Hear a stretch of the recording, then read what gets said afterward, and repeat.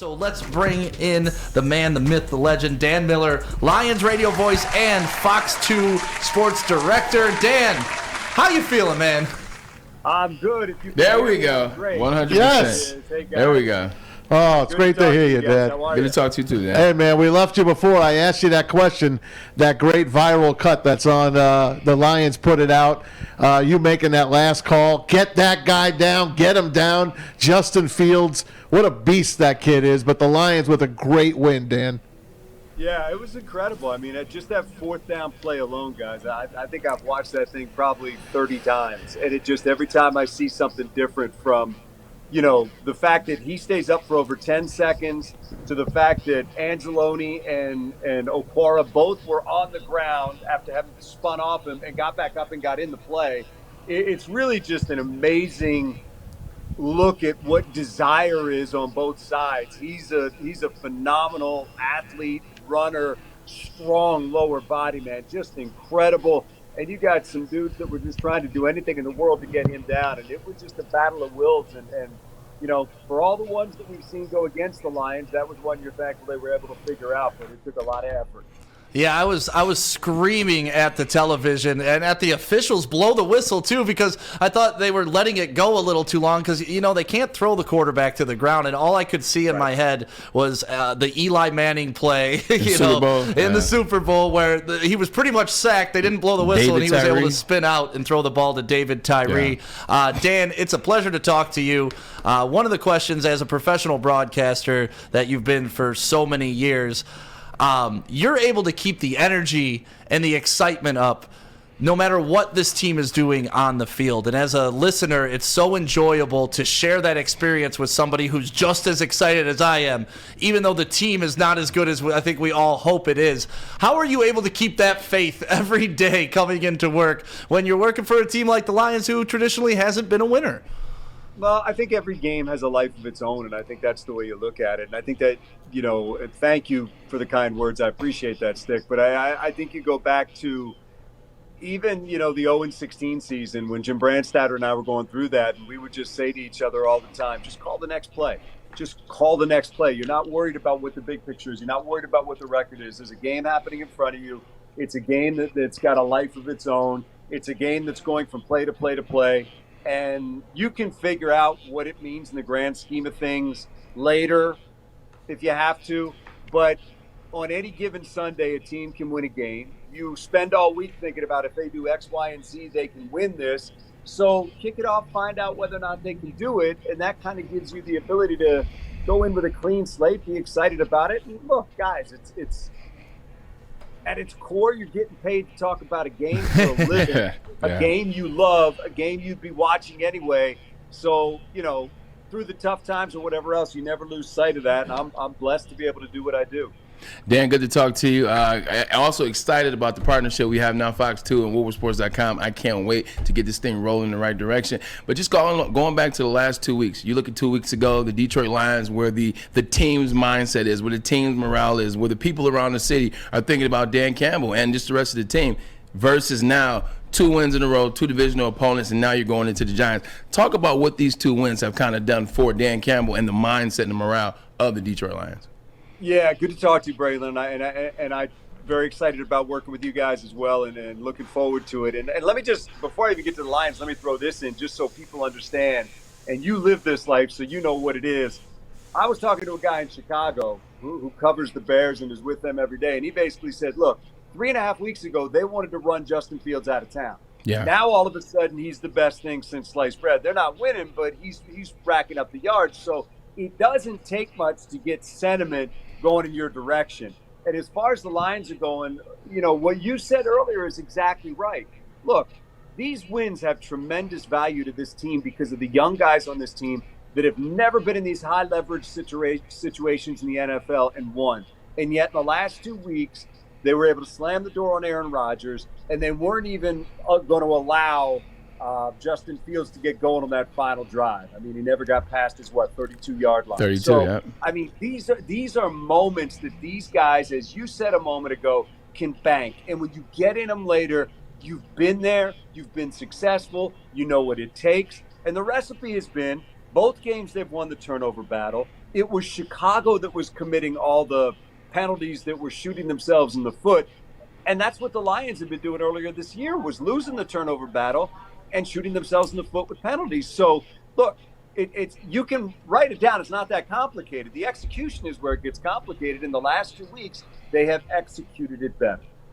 Hey, Dan, between being in D.C. back in the day, I've seen lots of coaches here with Detroit.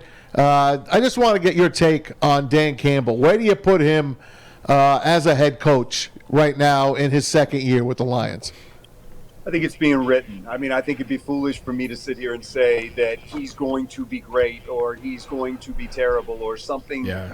I mean, look, you are what your record says you are. He took over a bad football team.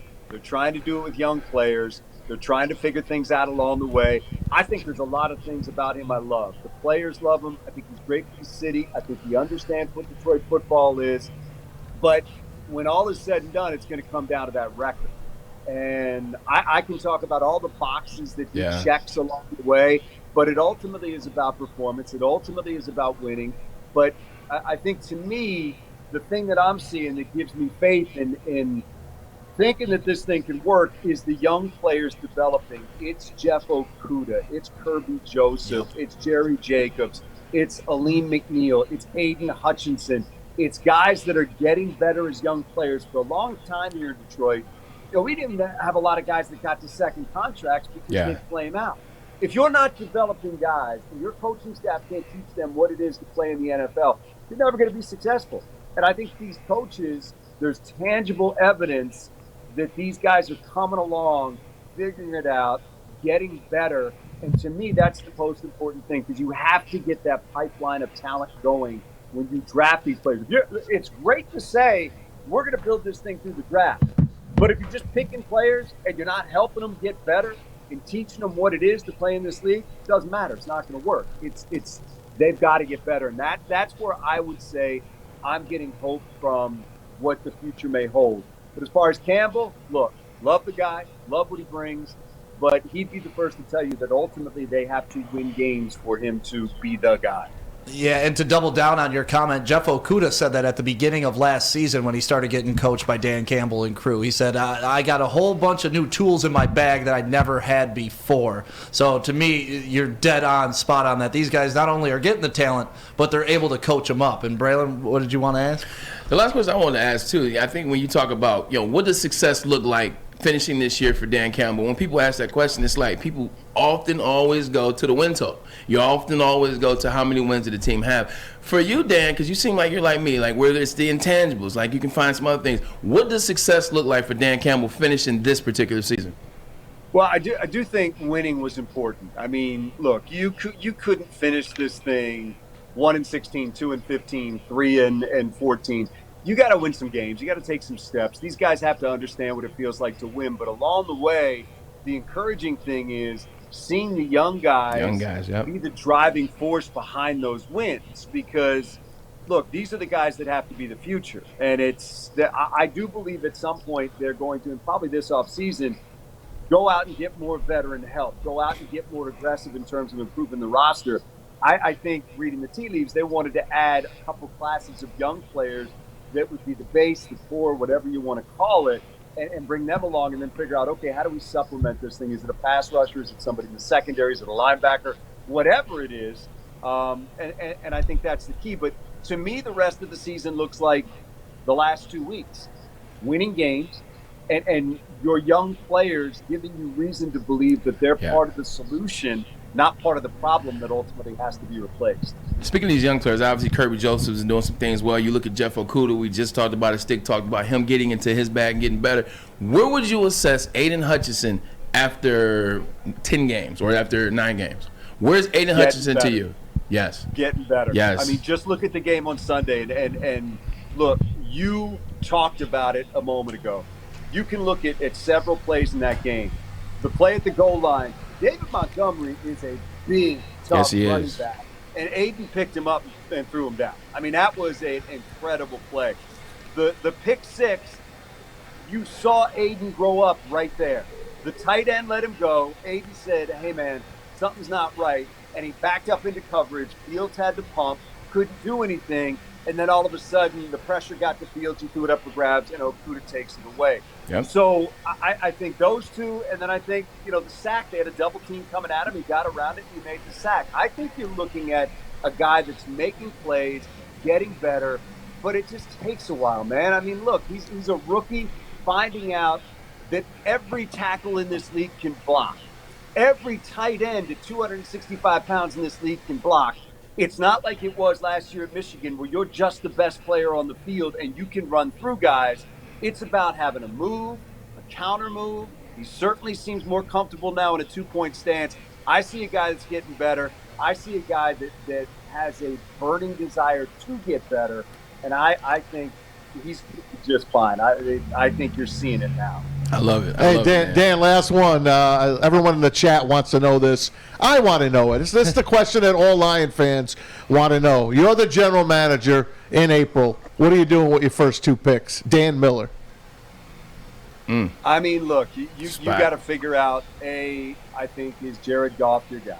I think that's a key part of it. And look, we all know that it's the most important position in all of sports. So that's one thing you got to figure out. But I think defense is a big part of what this team has to do. And if there's defensive players there that are difference makers, I think that's what you have to look at. I mean, there's a lot of this season left for guys to define themselves that could impact what you're going to do in the draft. There's free agency before that draft even takes place that could impact what you're going to do in the draft. Look, the biggest question that has to be answered, we all know, is quarterback. And Goff is trying to prove that he's the guy and that he can be the guy to lead this team. And that's a critical question that Dan Campbell and Brad Holmes have to answer and figure out. You got 2 first-round picks and 2 second-round picks. You got a lot of ammunition to move around if you need to move around. But I'll be honest with you guys, the quarterbacks in this class scare me to death.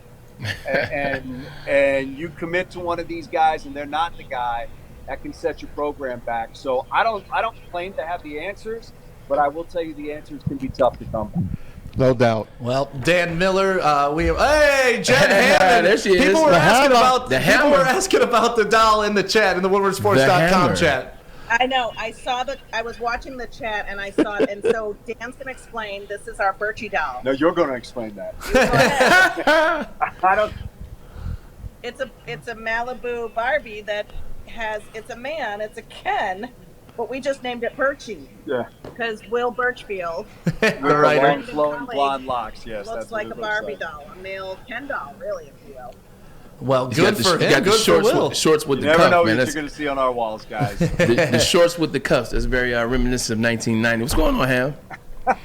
I'll come visit too pretty soon with some sliced pizza from Thank you. my friends at Or Slice. it might be time Awesome. to go to Market North. That's all I'm saying. There Yeah, we go. I like it there too. There we go. Raymond. Well, that's another reason why we're so excited for this Fox 2 partnership with WoodwardSports.com. Not only do we get access to the voice of the Lions like Dan Miller, Jennifer Hammond, man. absolute legend in the Yes, city. sir. There's no other network that That was we my would first rather party interview with. after a big game. Yeah? Was the Hammer. Oh, really? First interview after the big game in Michigan was the Hammer. Awesome. Well, every There you go. Tuesday, right here on Ermanni and Edwards, this man right here, Dan Miller, will be joining the show. Thank you for your time today, Dan. We look forward to talking to you every week because, honestly, we could Thanks. talk for the next 5 hours about the Lions if you wanted to. Thanks, Dano. Hey, appreciate you guys. Thank Dan, you very appreciate you, much. brother. Working with you guys. Looking forward to it.